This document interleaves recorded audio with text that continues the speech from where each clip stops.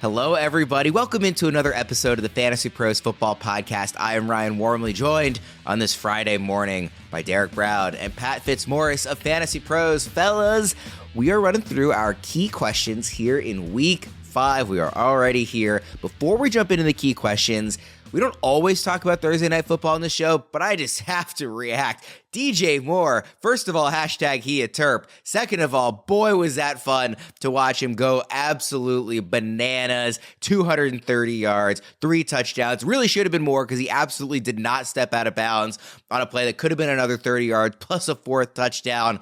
Fitz, what do we make of Moore looking forward? Is this sort of an example of signature significance where a game like this is so impressive that we have to bump him up, or he was going up against a not very good secondary in Washington and that's kind of all this was?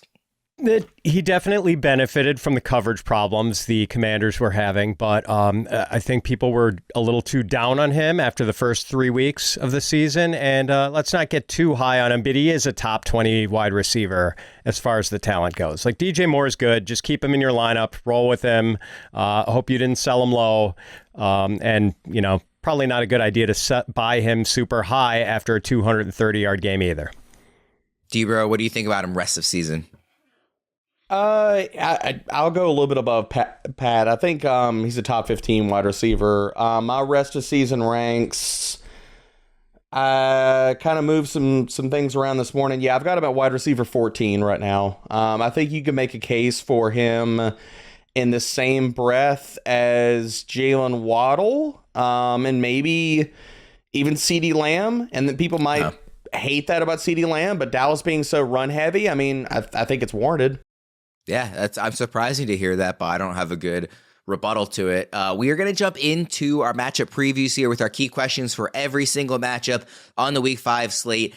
We are in bye week season now for the next however many weeks. This is the first one. There are 4 teams on bye this week. It's the Browns, the Chargers, the Seahawks, and the Buccaneers. So if you have any players from any of those teams in your lineups and just have been set it, forget it, and you haven't checked yet, make sure you take those guys out of your lineup because they will not be playing here in Week 5. Fellas, we have another London game as well. So I said this last week. I'm going to say it again. Don't get caught. Sign up for Autopilot with Fantasy Pros, my playbook. It's a great tool that will take out players so you don't have to wake up if you're on the West Coast at 6 a.m. and make sure there wasn't a surprise inactive. Just make sure you have it set up, especially for these London games, so you don't get caught with inactive players in your lineups taking a 0. We got some really good players in this one. Going to be a fun game, I expect. Jags at the Bills for this London game. So my key question for you guys is this the week the Jaguars offense finally breaks out again for fantasy managers? D-Bro, what do you think? No, I don't think, not against the Bills. Now, I think 2 specific players can walk away with good games in that Travis Etienne going against the Bills run defense, which is honestly a bottom 3 unit right now, and people could be surprised to hear that, but second highest explosive run rate, highest yards after contact per attempt. I think Travis Etienne has a good day, and I think Christian Kirk has a good day. Teron Johnson's not been good. Every single target in his coverage has been secured. 100% catch rate for all the mathematicians out there. 107 passer rating in his coverage. So I think it's going to be another week of we're going to feed Travis Etienne, we're going to feed Christian Kirk, and hopefully we squeak by with a win. But I don't think it's the full bounce back. And after this game, people are like, oh, baby, Trevor Lawrence is back. He's back. He was never gone, but he's back. So I think we're going to have to wait another week for that. Yeah, Fitz, D-Bro didn't really mention Calvin Ridley. What do you make of him going into this one and the offense as a whole?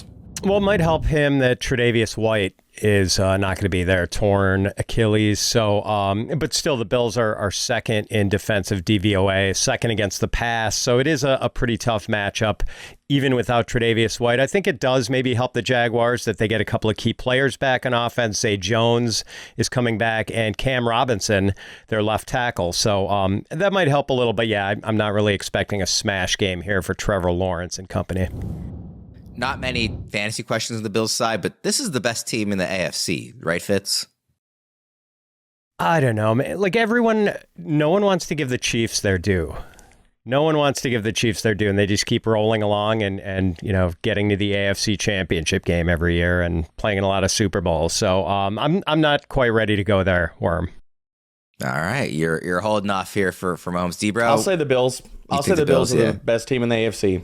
Josh Allen is playing, I mean, whatever past MVP level, whatever that is, that's where Allen is right now. He has been lights out, ridiculous over the last 3 weeks. I think it's one of those things where the Bills will end up the 1 seed because I think they're the better team, but I'll still pick the Chiefs to upset them in January just because of Patrick Mahomes and no other reason. It's fair. The NFL season is going strong, and DraftKings Sportsbook is hooking new customers up with an offer that's even stronger. Bet $5 on any game this week to score $200 instantly in bonus bets, and DraftKings isn't stopping there. All customers can take advantage of a sweetener offer every game day this October. This week, I am very excited for an excellent Sunday night football matchup between Dallas and San Francisco, two of the best defenses in football, maybe the two best defenses in football, and yet the total is 45 on DraftKings. The spread is 49ers by 3.5 on the DraftKings Sportsbook app. So San Fran is getting some real respect as one of the final two undefeated teams left standing.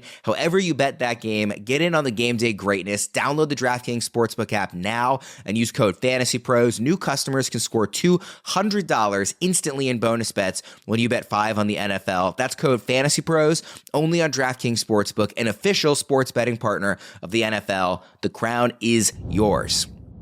Game number 2, guys, Texans at Falcons. My key question here, did last week solidify Nico Collins as the receiver to roster and play from the Texans? You really should be rostering him, either way, but as the receiver to play from the Texans, or is this going to be a roller coaster season between him and Tank Dell, kind of trading off good games back and forth? Fitz?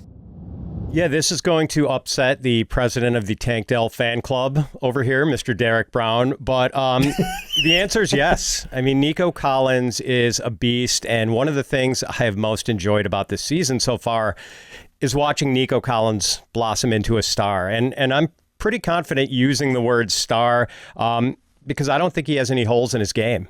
Like, good route runner, reliable hands, can make acrobatic catches outside the frame of his body, and he is an absolute monster after the catch. Just like really hard to tackle, does not want to go down after he has the ball. So he just passes the eye test with flying colors, and the numbers are pretty good too. He's averaging 19.5 yards per catch, which leads all pass catchers with 10 or more receptions.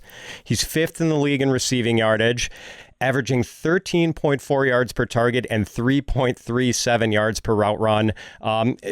Tank Dell is a really nice complimentary receiver, but Nico is a star, and I think he is a guy we're going to be drafting like in the 3rd round of fantasy drafts in 2024. Yeah, D-Bro, Nico is just so much fun to watch. He and CJ Stroud together for a long time is going to be awesome. What do you make of him versus Tank Dell in terms of rest of season? How wide is that gap? And also, what does the matchup look like for this week? So looking at rest of season rankings, I agree with Fitz that I think when we flip over the cards after this season, that Nico is going to be the leader in all the passing categories. He's the guy with the ceiling. I've got him in my rest of season rankings at wide receiver 21. I've got Dell as a top 36 wide receiver. I think, so I've got him at wide receiver 27. I think you can start making the case around there, but somewhere in the wide receiver 3 territory is where we need to be ranking Tank Dell for rest of season. I think this is going to be more of a roller coaster, and that's not to say that, again, when we flip over the cards, that Nico Collins is going to lead all the pass catchers in statistical categories. I agree with Fitz on that. But I think that with this offense, CJ Stroud's hitting the open man. He's going to take advantage of matchups. And so I think that this is going to be a roller coaster every single week and not a situation where it's, okay, drop back, force feed the ball to Nico Collins. Like this week with the matchups, I think it's going to be a big Bobby Trees game. I think Robert Woods is going to go off. I think that he is the one that's going to lead them in receptions, yards. That's my bold call. That's going to be on the site later today. That Bobby Trees goes for 120 and a score. I think that he leads them in everything. And this all comes down to they do not want to sit here and challenge AJ Terrell and Jeff Okudah on the outside. And that's exactly what you shouldn't be doing. So taking advantage and picking on D. Alford in the slot is exactly where the ball needs to go and CJ Stroud needs to do. D. Alford this year, 77% catch rate, 125 passer rating. Bob Woods has taken over as the slot wide receiver since Noah Brown went on the IR. I think it's a Bobby Trees week. This is the perfect opportunity to talk about this year's Fantasy Over-Under Challenge presented by Betting Pros. Each week, the guys will be making over-under picks for 10 different players for how many fantasy points we expect them to score. Submit your picks at fantasypros.com/challenge to play along with the guys so you don't miss out on the chance to win awesome prizes.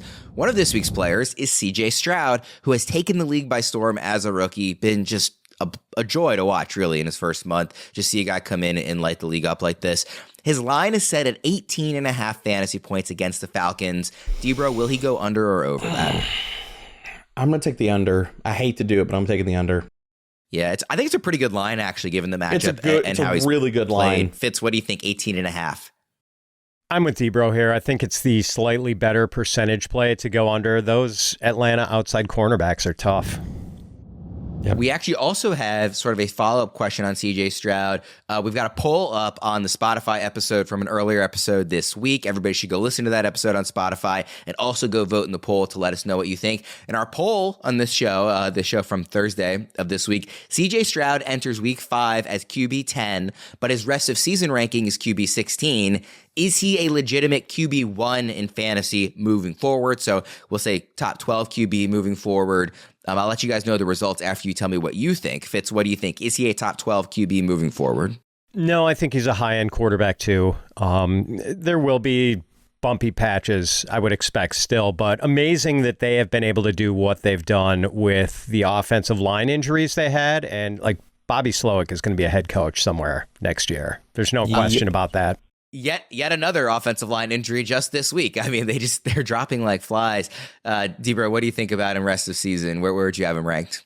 Stroud. I've got him at QB 12. I have him right at that precipice. I don't disagree with Fitz that he's a borderline guy. I just think that he's barely over the edge. The people who have responded to the poll so far agree with Debro. Yes, bona fide QB1, getting 72.8% of the vote. They are drinking the Kool-Aid. Only 27% saying he will regress down below QB1 status. So people are excited, and they haven't been given a lot of reasons not to be. So I totally get it. We actually also have a second player in the over-under challenge from this game. And so since we talked about Nico Collins, I'll just quickly ask about him too. Will he top 11 fantasy points against Atlanta, Fitz? I know the matchup is difficult, but I'm going to say yes. Debro? I'm going to go with no. I think for that line, he probably needs to score a touchdown to get the over, and I just don't think he gets in the end zone. If you guys are looking to raise the stakes every Sunday and become even more invested in your fantasy football team, we've got a game changer for you. Just visit fantasypros.com/props and you can view the top recommended player prop bets for your fantasy football players. Combine your fantasy football knowledge with our prop bet cheat sheet to make informed bets and score big. If you're ready to become a prop bet pro, then head over to fantasypros.com/props today and let's get those wins.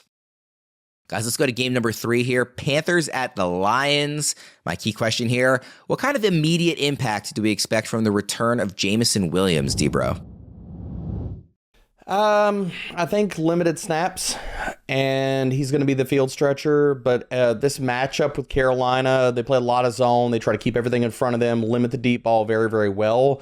I think it helps that Dante Jackson's hurt for JMO, but I don't think that's going to be a big week for him. So right now, I think they're going to ease him in. Fitz, what are you expecting out of Jameson this week, and also kind of how he impacts the rest of the players in this offense? Agree with Debro that it's probably going to be limited snaps, and we saw the Lions handle Jameson Williams with kid gloves last year, and I know that was a different set of circumstances coming back from a torn ACL. This time it's the suspension, and he did have a hamstring issue that popped up in mid-August. Probably not an issue, but I don't think they're going to fully immerse him with a full set of snaps as well as Josh Reynolds has played so far. And Reynolds has been pretty useful in the Lions offense. So, but going forward, I mean, I think we know Jameson Williams' value is going to be very big play dependent. And maybe what we're hoping for Jameson Williams is that he turns into another Deshaun Jackson. And everyone in the audience old enough to remember D-Jax remembers that he was like a Deshaun Jackson ceiling. If Jameson Williams hits that, that's a successful career. I mean, D-Jax had 5 different 1,000-yard seasons, a career average of 17.6 yards per catch. But he was streaky. I mean, he was the kind of guy who would give you like 2 catches for 25 yards one week, 1 catch for 17 the next, and then go for like 6, 150, and 2 touchdowns the third week. So you just had to kind of buckle in, keep him in your lineup, accept the bad weeks, and thrive on the good ones. So, and I think Jamison Williams is going to have that sort of production profile. I think this is the first time you've referenced something along the lines of "if you're old enough to remember," that I actually did remember, because I am old enough to have been around for the Deshaun Jackson days. Yeah, he was post leather helmets, Worm. So yeah, music references and social quips and movie references. It's an adventure on the show. I'm just going to say that's an adventure. I know movies well. I just have stances that people disagree with. I don't know. I think the audience would disagree with you on that one. That's their right.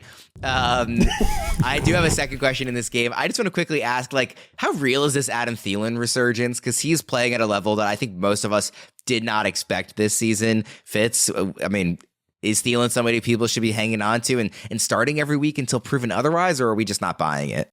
yeah, I mean, I'm sort of mixed on this one. He's playing well, and the numbers do bear it out. 8.7 yards per target, 1.7 yards per route run, 33 targets in 4 games with an 81.8% catch rate. So he is getting open. I'm not surprised that with all the unproven pass catching talent, wide receiver talent the Panthers have, that their quarterbacks, both Bryce Young and Andy Dalton, have sort of latched on to the veteran as their go-to guy. But Thielen is also 33. And the metrics in his last couple of seasons in Minnesota were pointing decidedly downward. So, like, I don't think that was a fluke, and I'm okay having Thielen in my lineup this season, just sort of riding it for now. But I don't entirely trust that things are going to be this good going forward, and I don't know if it's going to be this good in week 5. Like, in one of these leagues I'm in, I've got a flex choice between Adam Thielen and Jaleel McLaughlin this week, and I'm actually leaning Jaleel here. I think that's fair, honestly. I think that's reasonable. I can see Debro nodding too. Debro, I want to hit you with a quick Betting Pros player prop and see how you like it from this game. David Montgomery plus 350 to score the first touchdown in this game.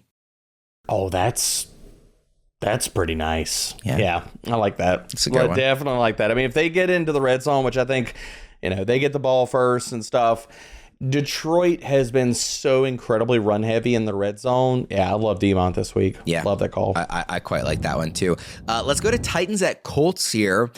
And what do we expect from the Colts backfield with Jonathan Taylor returning? Debro, I mean, are we saying we're going away from Zach Moss entirely? Do we think he'll be eased in lightly? Do we think it's going to be a big explosive, hey, he wasn't really injured, now he's back, he's just a normal JT? I mean, what do we think is going to happen here? Having said all that, the fact that they're going up against the Titans is kind of an extra wrinkle of a run defense we don't really like going up against. And that's really what it comes down to. Like, Jonathan Taylor, I think they're going to ease him back in. I think they're going to split work right down the middle with Zach Moss and JT. Now, in most formats, if you got JT late, like, depending on your roster structure, if he's your RB2, maybe you got to start him. If he's looking like a flex play and you had some good run out with your running backs or on waivers and such, then I'm probably sitting him. I'm sitting him in most formats, but if you need the RB2, if you need to start him in Dynasty, I understand it. But in a lot of different aspects, I don't want any part of JT and Zach Moss this week. Not against the Tennessee Titans run defense. I saw on our must-start show, or must-sit show, all the comments about, well, Jerome Ford did good. Come on, let's not box score chase and talk about, oh, he got 20 points and Jerome Ford did so good. He sucked out 2 touchdowns, people. He doesn't get those. You're crying in your hands at the end of the day. So you want to live and die off of lucky touchdowns against an elite run defense? Have fun with that. I'm not. Zach Moss and JT are probably sits for me, definitely. Fitz, you're the Jonathan Taylor guy. Obviously, you're a huge fan. Our rankings and the staff rankings are kind of all over the place on him because of the uncertainty injury-wise. So it's not really fair to even really look at our staff rankings. But you are highest on him currently. So is that just because he's a Badger, or are you expecting big things in his return? Well, I mean, yeah, there's some bias at work there, but so I do think the D-Bro's right. It's going to be probably close to a 50-50 split. And then I think once JT gets a game under his belt, then it's going to be the JT show in subsequent weeks. Okay. And Moss isn't going to have a lot of value. And indeed, a very tough matchup. The Titans have allowed the 4th fewest rushing yards to running backs and only giving up 3.1 yards per carry to running backs.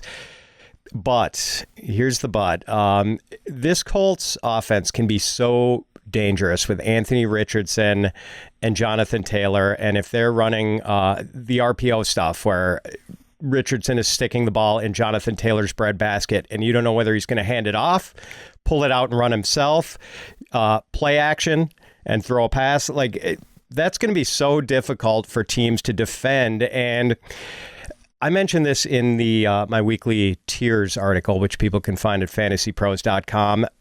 When we saw an offense like that in Robert Griffin III, and I think you're probably old enough to remember him, Ryan, in his rookie year in 2012, the running threat that Robert Griffin III posed was a big reason why Alfred Morris ran for 1,600 yards and 13 touchdowns that year. And Alfred Morris is hamburger and Jonathan Taylor is steak. I mean, if we're getting that sort of effect and spiking the efficiency of an already great back with Jonathan Taylor because of the running threat that Anthony Richardson poses, that could mean really exciting things for JT, even in a limited number of carries this week against a really good defense. I think he can still have a good game.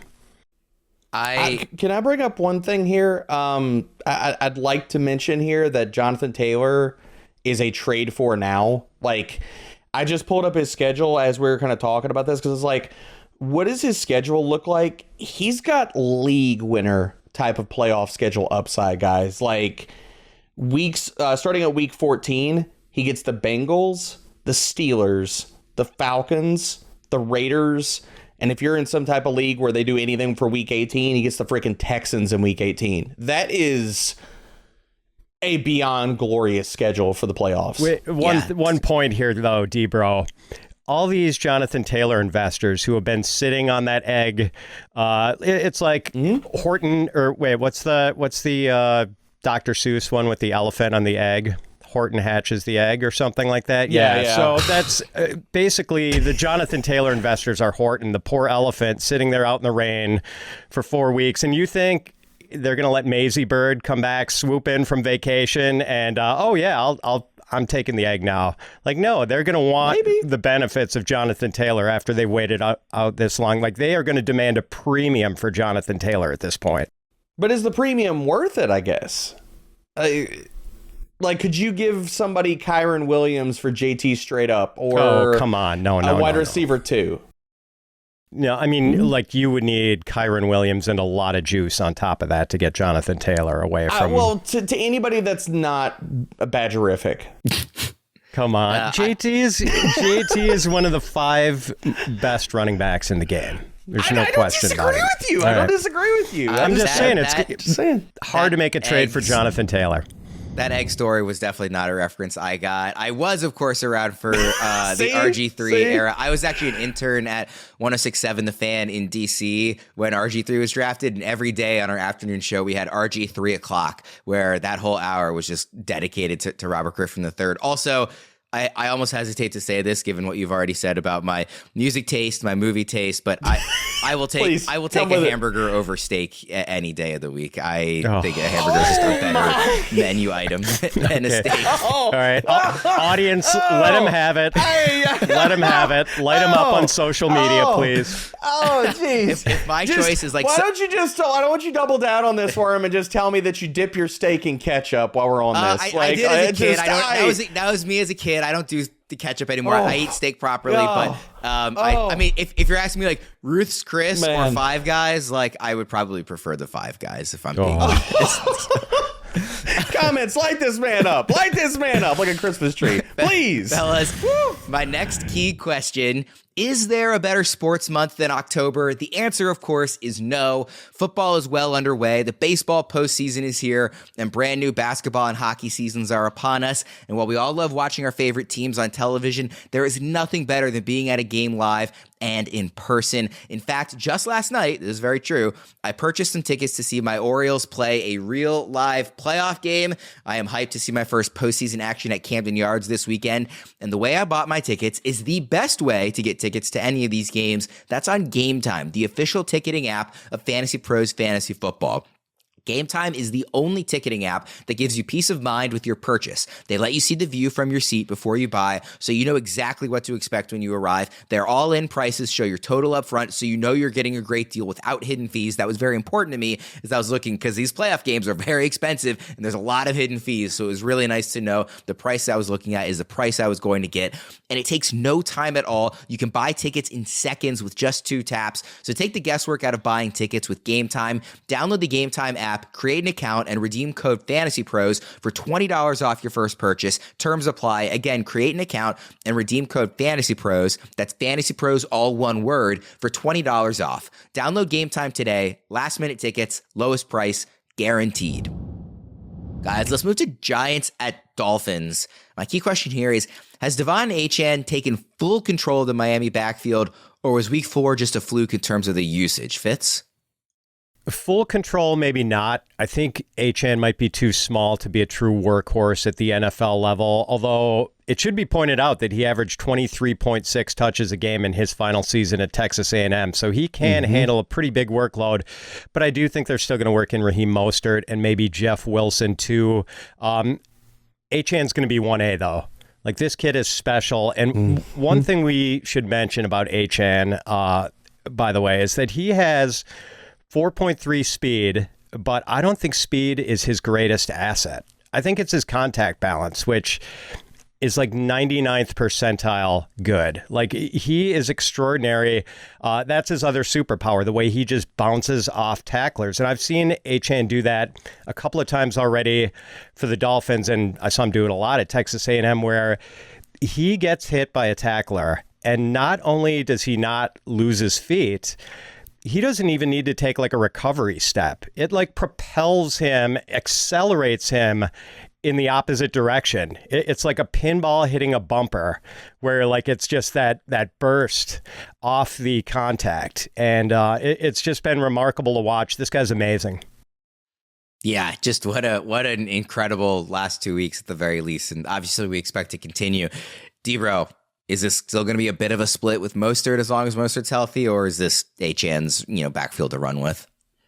I think it's Achane's backfield. I'm just going to keep giving Pat Fitzmaurice his flowers. This has been his guy since draft season. I mean, he has been out here telling people this guy is a stud, the next work done, and I'm finally listening, man. I mean, Achane's doing all the things and all the stuff, and when I wrote him up in the primer, I was so surprised to see that, like, and when I say this is his backfield, I mean that he's going to get 60 to 65% of the snaps. And that's really, like, for workhorse backs, that's all you should be hoping for. 80 to 90% is a fool's errand, and hoping that for most running backs in the NFL nowadays. And the other part about this, you don't want that. Like, a lot of times those guys can break down 30 touches a game. Like, how many guys are going to hold up for the entirety of the season? So what he's getting, and when I wrote this up in the primer, he ran 28 routes to Mostert's 16. So where previous weeks, we're talking about Mostert as being the passing down back. That ain't happening. Miami already said, we're going to go with Achane. And the other part about this is he got the red zone work too. 5 red zone opportunities over Mostert's 2. If they're willing to not only give him the passing down work, but the red zone work right now over Raheem Mostert, that might not change when Jeff Wilson comes back. Like, and I know I've been high on Jeff Wilson. I think that he's going to factor in the backfield, but Miami is already telling us right now, Achane's the truth, and we need to listen. Guys, we have some breaking news here, league-changing breaking news here in regards to the Dolphins that has dropped while we were recording. The Dolphins have traded for Chase Claypool from the Bears. They gave up a late 2025 pick. This is actually true. They did just make this trade. It just dropped. Do we think Claypool can become wide receiver 3 in Miami, or is he still pretty irrelevant, Fitz? What do you think? I don't think so. I think there are professionalism issues with Chase Claypool. We've seen it in 2 different NFL stops so far. Yeah. D-Bro, any at all stash interest in Claypool, or just still ignoring? No. I'm surprised Miami even made this trade. No. I don't want any part of Chase Claypool. I defended Ryan Poles in making that trade. I will absolutely own that L and stuff, but I think we've seen enough out of Chase Claypool, both on and off the field. His effort, even on the field, which was, go pull up the video clips. I don't have to tell you. You could watch them for yourselves. Not good. I don't need part of Chase Claypool. What a well-run organization the Bears are. Just giving away, anytime you can give away the 32nd overall pick. They gotta win. Don't pile on top today, Worm. Tomorrow we can do that. Not today. 6th rounder. I saw somebody on Twitter said that getting anything for Claypool is actually the biggest win the Bears have had this week, which might be true considering what his value was. Let's go to the next game here. Saints at Patriots. And D-Bry, we'll start with you here. What is our panic level on Ramondre Stevenson? I'm puckering so hard. I'm about to make a pearl, man. It's not good. It's really not good.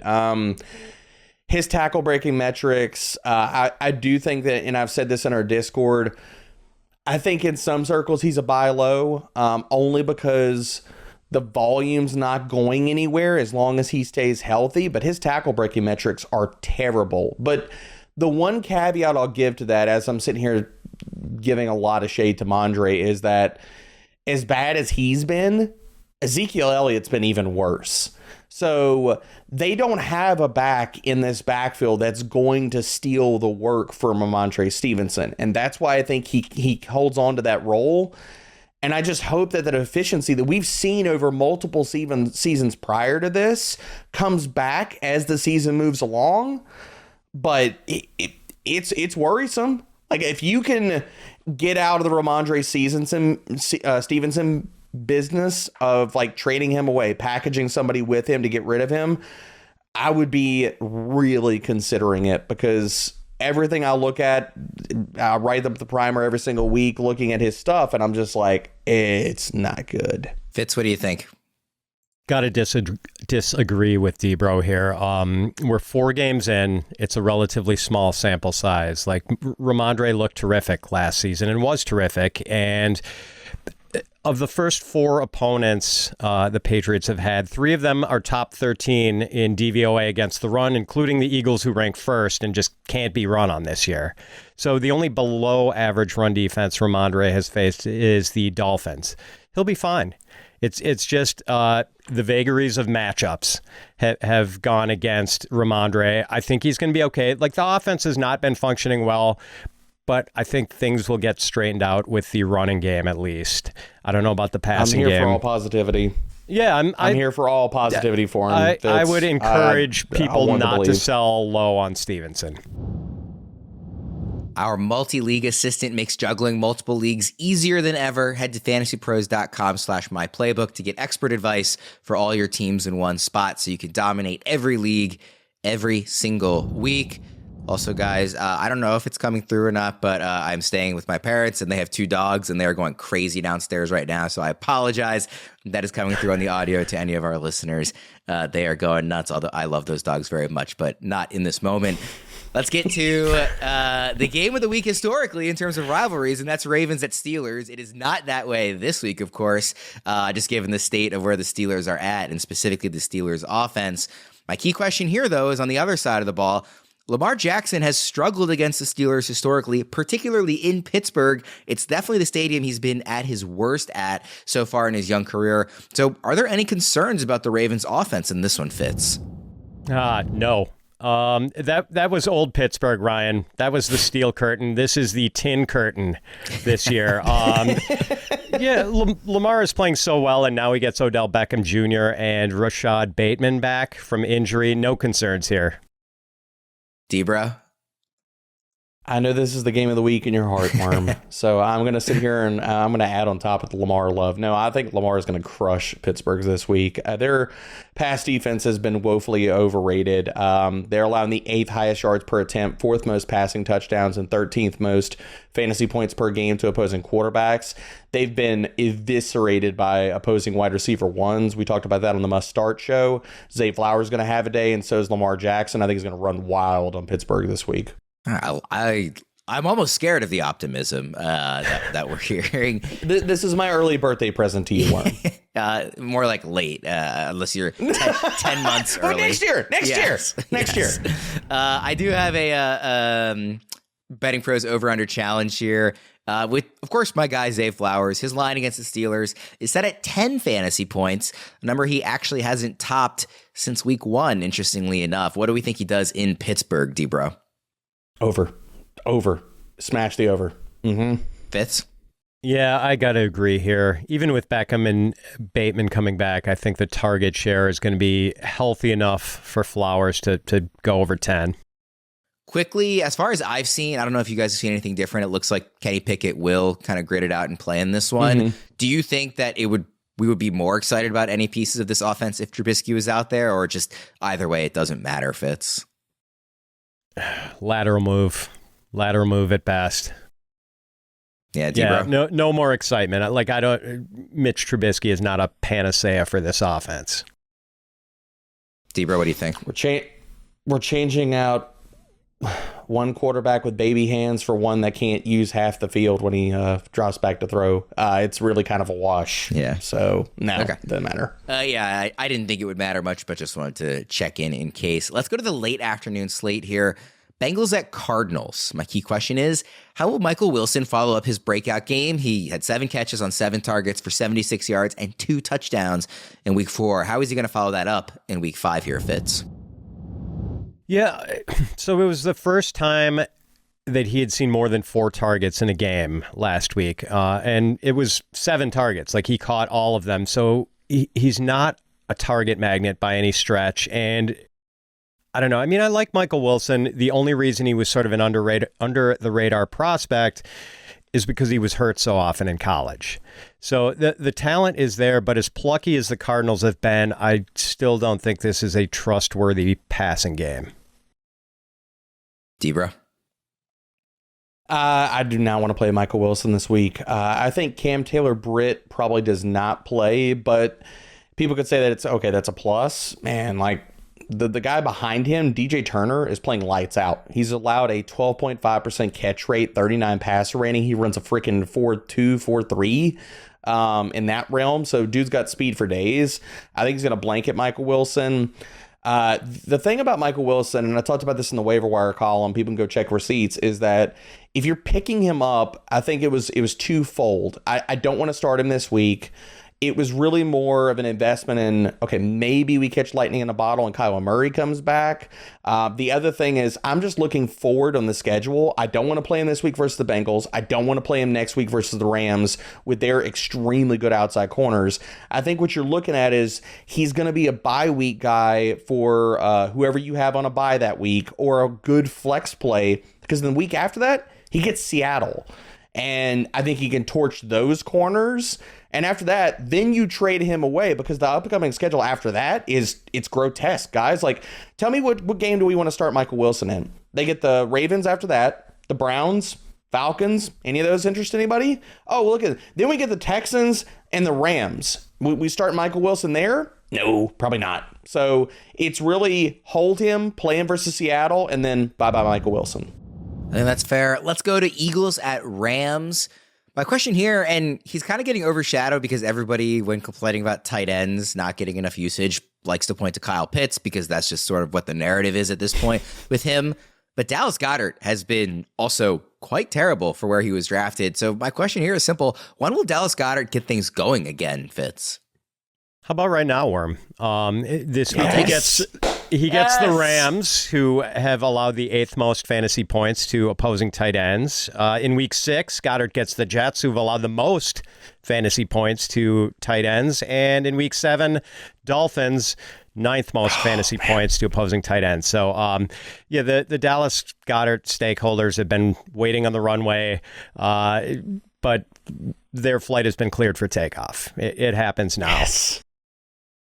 D-Bro, do you agree? Or we go Goddard? I've got nothing to add. Right. Fitz, let me check notes. Point. Got it all. Fitz got it all. I just agree with everything Fitz just said. Just listen to Fitz. Quickly, on the other side of this one, it looks like Cooper Kupp will be returning this week here, at least according to the news this morning. We're not pulling away from Puka Nacua, at least not right away, correct? D-Bro? No. Yeah. No. And I'll add on top of that, not ever. Not ever. Fitz? Yeah, Puka's still top 10. Kupp playable, but I think people have to be prepared for the possibility he does not play a full complement of snaps this week. Yeah, I think it's limited. That seems likely. Let's go to Jets at Broncos here.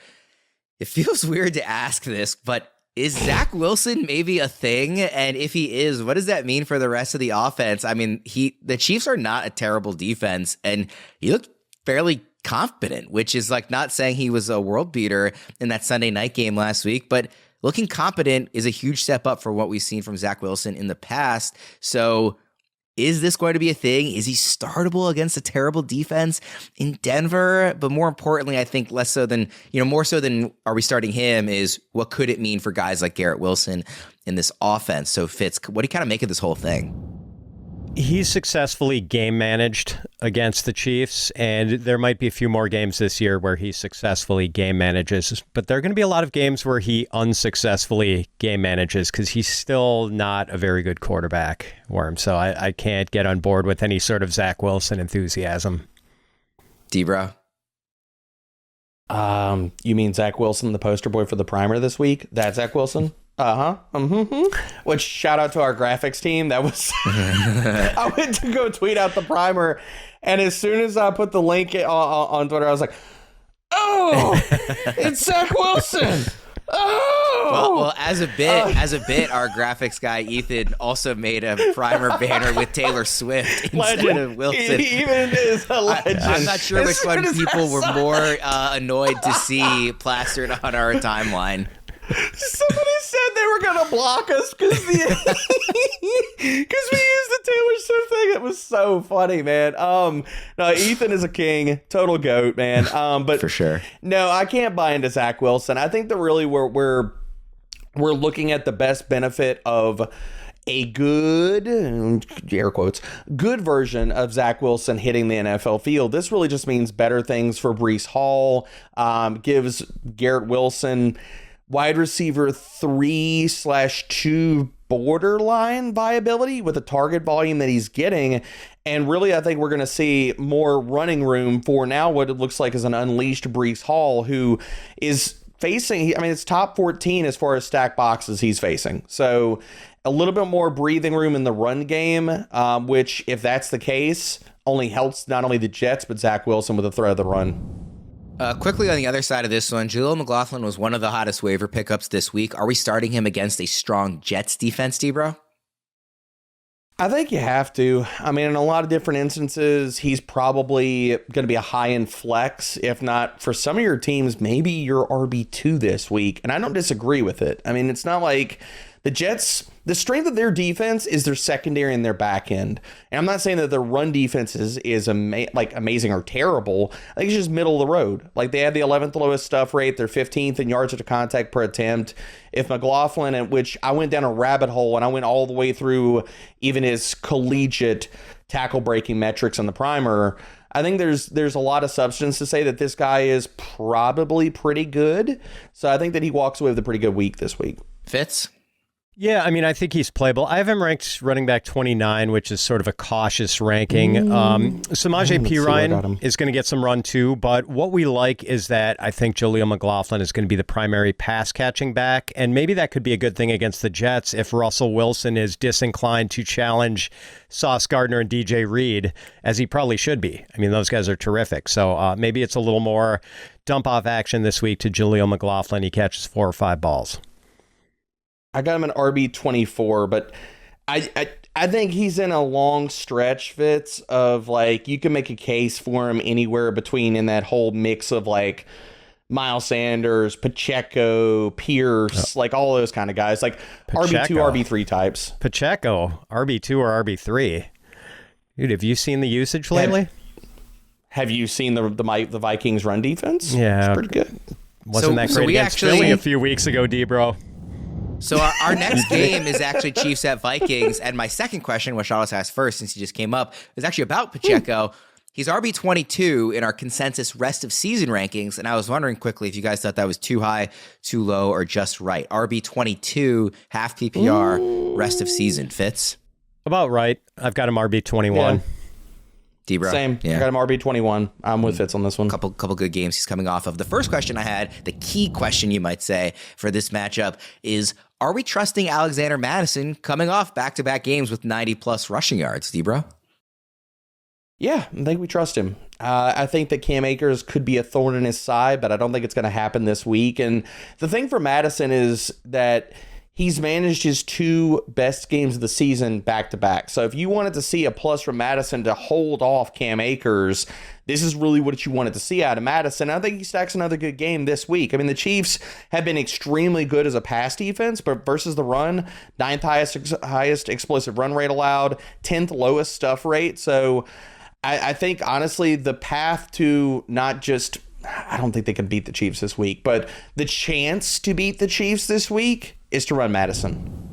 Let's hit one last player in the Betting Pros over-under challenge here as well. Travis Kelce has been the star of the NFL season thanks to his relationship with Taylor Swift, like we alluded to earlier. But he hasn't been quite the megastar we've come to expect on the field. Of course, relative to the position of tight end, he's still crushing expectations, but he's not having these huge blow-up games that we've quite come to know and love from him. His over-under against the Vikings is set at 12 fantasy points, which might sound low, but it's a number he's technically only topped once this season in half PPR scoring. So Fitz, I ask you, how will he fare in Minnesota?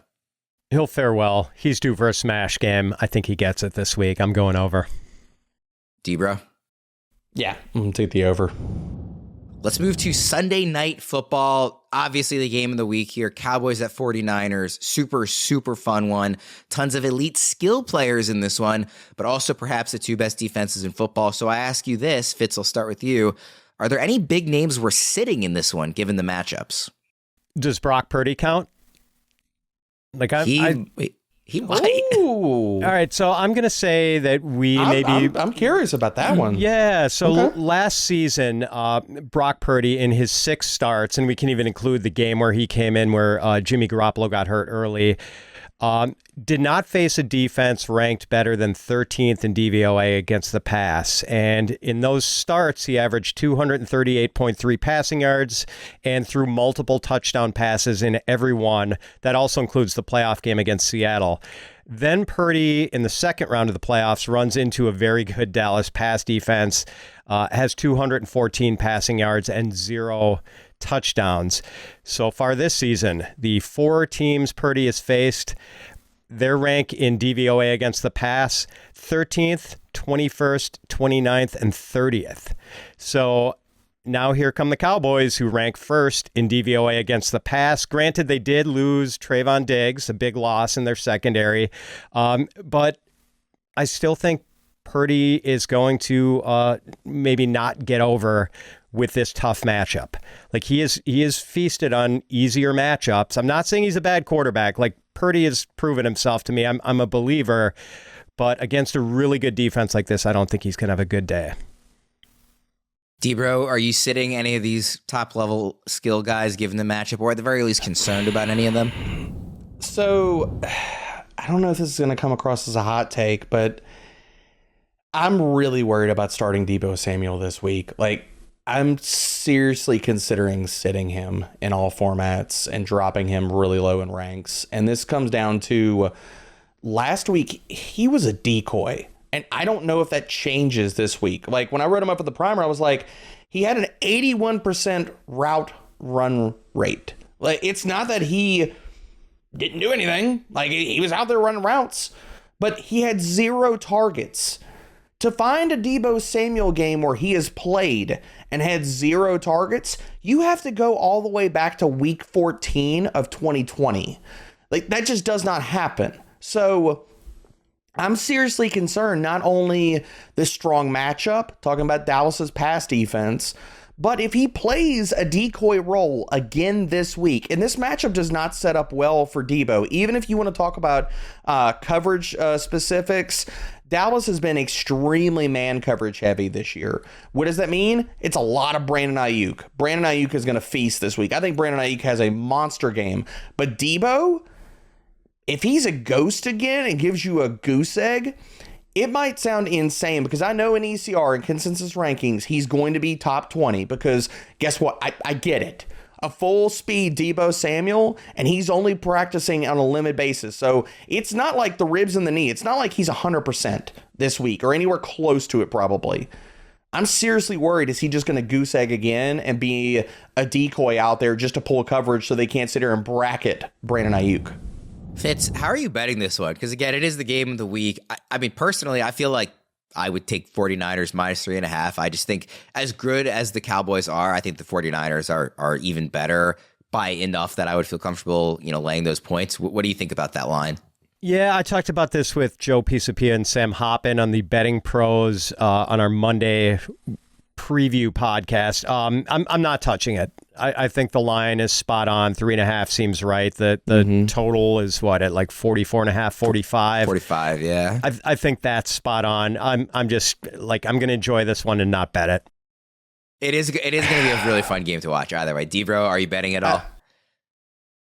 I agree with Fitz. I think both of these are spot on lines. If I was going to make any bet of any action on this game, I would bet the under on the total. And this, I understand both of these offenses have the ability to put up points, especially on the San Francisco side. But we also have to give both these defenses their flowers. Like, they're both extremely good defenses. And what I think pulls this game to the under is the pace of this game. I think this game is going to be extremely slow. And so if the efficiency doesn't outkick the play volume, that's what drags this game to the under, because Dallas is running at the 4th slowest neutral pace. And look at that. San Francisco, dead last in neutral pace. So if the line is right and the 3.5 and this game is a tight one, like the spread is right, I think the pace of this and the defensive matchups pull this to the under. But I agree with Fitz. Both of these are really good lines in most instances. I'm probably just going to stay away. We'll take it home with Packers at Raiders, Monday Night Football to wrap things up here. Key question, are we undervaluing Romeo Doubs right now? He's a wide receiver 4 in the Week 5 consensus rankings, despite finishing top 13 in half PPR scoring 3 times in the first 4 weeks of the season. So, Fitz, you are a Packers guy. Are we, as an industry, undervaluing Doubs? I think we probably are. He's seen 25 targets in his last 2 games. I have him ranked wide receiver 29 this week, 1 spot ahead of Christian Watson. And while I do think Watson is the better and more explosive player, Doubs is pretty good. Like, he's going to continue to be a big part of this offense. So, yeah, I know last season there were a lot of games that Doubs and Watson played together where Doubs outscored Watson. And I think that's going to happen again somewhat. I just don't know if we're going to see. Watson has that big play potential. We saw it last year where he had that crazy run where he scored, 8 touchdowns in 4 games. He's capable of doing big things like that. And, where Doubs, you hope for just more of a steady week-to-week performance. But we are probably collectively undervaluing Romeo Doubs. By the way, it looks like this morning the consensus, he has moved up from experts updating their ranks. So he is in the back end of the wide receiver 3 range, still lower than you have him, Fitz. Debro, what do you think about Doubs? And I mean, he's had a good start to the season. Yeah, I don't disagree with anything that Fitz said. I pulled up my ranks and realized I was too low on him as well. So I've moved him up to wide receiver 33. I've got Watson right now above him, but that's assuming Watson plays a full complement of snaps. Now, when I go to update the primer and stuff, if whether it's beat writer reports or just his practice reports, I might flip them and be right in line with Fitz. I think that we are probably underrating Doubs. Just target volume, the matchup. Nobody should be scared of Marcus Peters and whoever the heck else they trot out next to him on the outside for the Raiders. So I think it's another good Doubs game. I would just like to say before we wrap things up that I'm very happy with the schedule this week. I've been complaining a lot the last couple of weeks in terms of like these 9 early games and 3 late.